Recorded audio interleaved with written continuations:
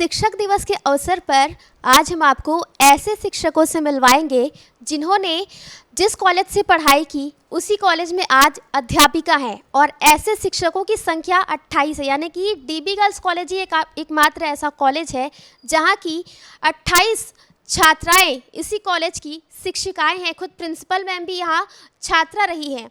Principal ma'am से बात करते हैं। मैम, आप इसी कॉलेज में पढ़ी हैं और इसी कॉलेज में अब आप प्रिंसिपल हैं, कैसा महसूस होता है? बहुत ही अच्छा महसूस होता है।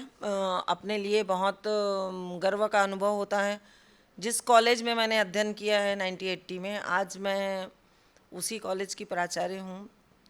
और जो कमियां हम पढ़ते समय अनुभव करते थे, अगर हमको उस पद का दायित्व मिलता है तो हम छात्रों की समस्याओं को, महाविद्यालय की समस्याओं को, स्टाफ की समस्याओं को ज़्यादा अच्छे से महसूस कर सकते हैं और उसको सुलझाने की दिशा में मैं भरसक कोशिश करती हूँ। मेरा हमेशा प्रयास रहता है कि किस प्रकार मेरे महाविद्यालय का नाम जो है छत्तीसगढ़ में ही नहीं बल्कि भारत में भी प्रकाशमान हो।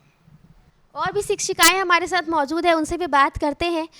मैम, आप बताइए कि आप इसी कॉलेज में पढ़ी हैं और अभी आप पढ़ा रही हैं, कैसा महसूस करती हैं और क्या बदलाव देखती हैं? मैं अपने आप को बहुत गौरवान्वित महसूस करती हूँ और पहले से हमारे यहाँ बहुत सी फैसिलिटीज़ बढ़ गई हैं। आईटी का जैसे विकास हुआ है और अभी छात्राएं भी खूब मन लगाकर पढ़ रही हैं और हमारे यहाँ से कई छात्राएं पीएससी वगैरह में निकली हैं और बड़ी पोस्ट में कार्यरत हैं, तो खूब अच्छा लगता है सब देख के। मैम, आप लोग जैसे कि छात्राएं रही हैं और अभी शिक्षिका हैं, तो ऐसे में क्या आपकी बैचमेट्स भी हैं क्या? नहीं, बैचमेट्स तो नहीं है, हमारे जूनियर है, सीनियर है। दीदी हमारी सीनियर थी और हमारे जूनियर्स भी यहाँ पे हैं और बहुत हम लोग एंजॉय करते थे पढ़ने के समय भी, और आज भी हम लोग बहुत एंजॉय कर रहे हैं पढ़ाने के समय भी। और जो कमियाँ थीं उस समय भी, जैसा स्थिति परिस्थिति थी उसमें भी हम लोग बहुत अच्छे से पढ़ाई करें। और अभी के बच्चों से भी यही उम्मीद है कि अब उनको बहुत सुविधाएं मिली हैं, उसमें वो लोग बहुत ऊपर जाएं और अपने कॉलेज का नाम जो है वो पूरे देश में जो है रोशन करें और बहुत अच्छे से पढ़ाई करें। मैम, अगर बदलाव की बात करें तो आप किस तरह से बदलाव चाहती हैं? काफ़ी कुछ बदलाव आ चुका है। हमारे समय में जब हम पढ़ाई करते थे तब इतना इंटरनेट और नेट बैंकिंग वगैरह नहीं हुआ करता था, इतने रिसोर्सेस हमारे पास नहीं थे। आज बच्चों के पास सारे रिसोर्सेस अवेलेबल हैं। वो स्टडी करने के लिए उन्हें कहीं इधर उधर जाना नहीं पड़ता। हमारी जो लाइब्रेरी है वो भी बहुत ज़्यादा रिच लाइब्रेरी है। इसके अलावा हम चाहते हैं कि बच्चों को ज़्यादा से ज़्यादा ऑनलाइन में भी और ऑफलाइन में भी पढ़ाई करनी चाहिए। सारे रिसोर्सेज का पूरा यूज़ वो कर सकते हैं, तो उनके लिए बहुत अच्छा फ्यूचर है और बहुत अपॉर्चुनिटी है हमारे महाविद्यालय में। और आज टीचर्स डे में मैं अपने समस्त गुरुओं को भी प्रणाम करती हूँ, अपने माता पिता को प्रणाम करती हूँ और मैं बहुत गौरवशाली महसूस कर रही हूँ कि मुझे इस प्रोफेशन का दायित्व मिला है। ईश्वर का बहुत बहुत धन्यवाद देती हूँ। मैम, जब आप पढ़ रही थी यहाँ पर तो क्या आपने सोचा था कि आप इसी कॉलेज की शिक्षिका बन जाएंगी? नहीं, भविष्य में तो शिक्षिका बनना तय नहीं था। फिर भी ऐसे शिक्षक जीवन में रहे जो एक प्रेरणा स्रोत रहे। ऐसे ही शिक्षक एक समाज का आधार स्तंभ होते हैं। उनके कंधों पर बहुत सारी जिम्मेदारियां होती हैं। ऐसे महाविद्यालय में पढ़कर उसी महाविद्यालय में पढ़ाना अपने आप में एक दायित्व का बोध कराता है कि आपको, जैसे आपके शिक्षकों ने आपका निर्माण किया, उसी प्रकार से आप भी इस दायित्व को भलीभांति संभालें। और ये अवसर किसी भाग्य से कम नहीं महसूस होता है मुझे।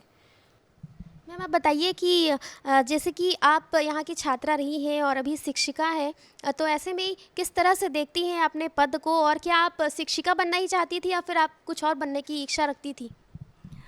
आप सभी को शिक्षक दिवस की शुभकामनाएं। सच कहूँ तो ये मेरा सपना था कि मैं कॉलेज में ही प्रोफेसर बनूंगी, और ये सपना मैंने जब मैं स्कूल में पढ़ती थी तभी देख लिया था। और बड़ी बड़ी ईश्वर की कृपा रही, माता पिता का आशीर्वाद रहा और गुरुजनों का आशीर्वाद रहा कि मैं कॉलेज में शिक्षिका बनी। और सबसे ज़्यादा महत्वपूर्ण और खुशी की बात ये हुई कि मैं आज इसी महाविद्यालय में प्राध्यापक के पद पर कार्यरत हूँ, जिस महाविद्यालय में मैंने शिक्षा प्राप्त की।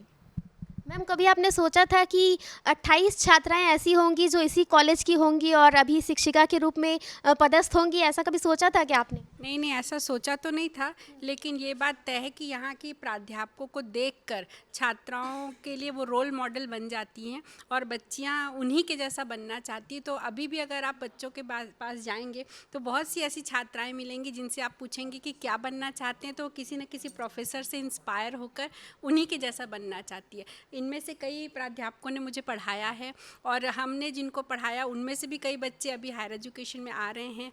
तो ये एक तरीके से ये कॉलेज में हमेशा से एक उत्साह और प्रोत्साहन का माहौल रहता है, जिससे बच्चे अपने आप ही शिक्षक मतलब एक श्रृंखला बन जाती है और उस श्रृंखला में जुड़कर अध्यापकीय लाइन लोग पकड़ लेते हैं। मैम आप लोग जूनियर सीनियर्स रहे हैं, तो ऐसे में जैसे कि चर्चा होती है आप लोगों के बीच, तो किस तरह से चर्चा होती है?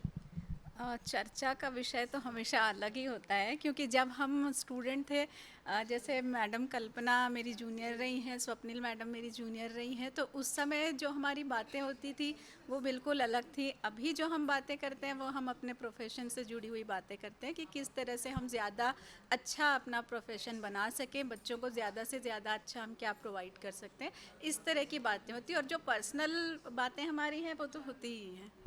मैम कॉलेज के समय का कुछ ऐसा बात है क्या जो आपको याद आता है?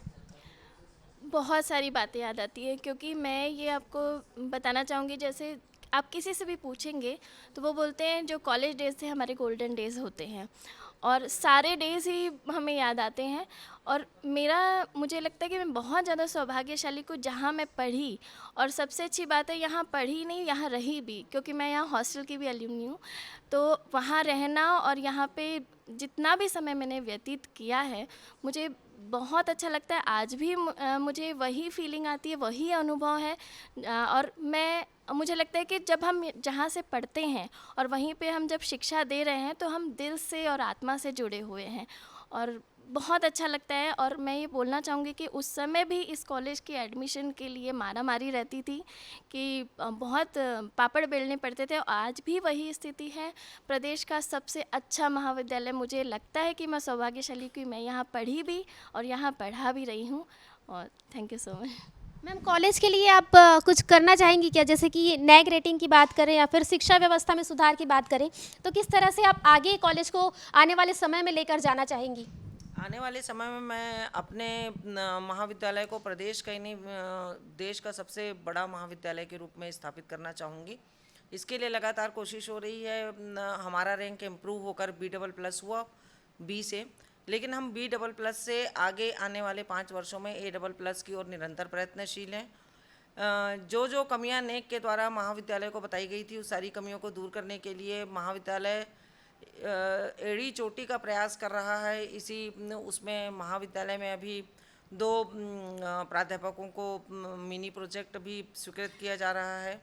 रिसर्च के लिए सीड मनी की ग्रांट दी जा रही है। एक बहुत बड़ा 7 दिवसीय वर्कशॉप महाविद्यालय में अभी साइकोलॉजी डिपार्टमेंट के द्वारा आयोजित किया गया। अभी 7 दिवसीय सेमिनार जो है वो भूगोल विभाग के द्वारा आयोजित किया जा रहा है। महाविद्यालय में बेस्ट प्रैक्टिस के रूप में गमला निर्माण किया जा रहा है। महाविद्यालय का चारों ओर का वातावरण जो है वो हरा भरा बनाने के लिए महाविद्यालय निरंतर प्रयासरत है। इसके अतिरिक्त वर्मी कंपोस्ट जो है महाविद्यालय के स्टाफ और छात्राओं के द्वारा बनाया जा रहा है। और ऊर्जा बचाने की दिशा में महाविद्यालय में सोलर पैनल लगाए गए हैं। खेलकूद की दिशा में भी हमारी छात्राओं ने बहुत महाविद्यालय का नाम रोशन किया है। विश्वविद्यालय में ही नहीं, वो राज्य स्तरीय और अंतर्राष्ट्रीय प्रतियोगिताएं भी जीती हैं। कहने की बात है कि महाविद्यालय का कोई भी ऐसा क्षेत्र नहीं है जिसमें महाविद्यालय प्रशासन की ओर से कहीं कोई कमी हो। जहाँ जहाँ हमको छात्राओं में या फिर हमारे महाविद्यालय प्रशासन में कहीं कोई कमी दिख रही है, उन सारी कमियों को दूर करके महाविद्यालय को निरंतर आगे बढ़ने का जो है वो प्रयास किया जा रहा है। बिल्कुल, जैसा कि इन्होंने बताया कि महाविद्यालय को हर तरफ से आगे बढ़ाने का प्रयास किया जा रहा है। और जैसा कि हमने काफ़ी सारे शिक्षकों से बातचीत की जिन्होंने बताया कि वे यहीं की छात्रा रही हैं और ये काफ़ी गर्व का पल होता है जब आप जिस कॉलेज में पढ़ रही हैं और उसी कॉलेज में आपको पढ़ाने का अवसर मिले। कैमरामैन योगेंद्र मिश्रा के साथ सुप्रिया पांडे, IBC 24 रायपुर।